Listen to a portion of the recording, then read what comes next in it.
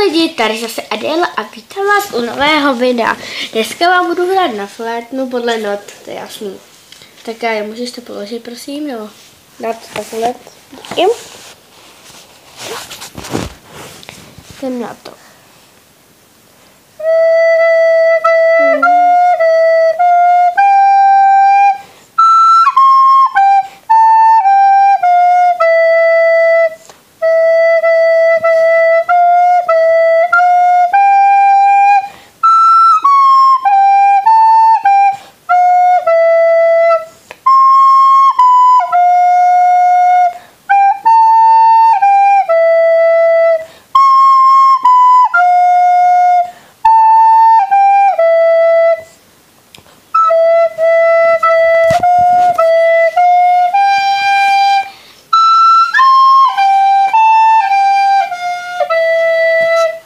Tak ty lidi, tohle by bylo konec videa. Vím, že to bylo tak krátký, ale tak promiňte mi za to. No a komentujte, lajkujte, odebírejte.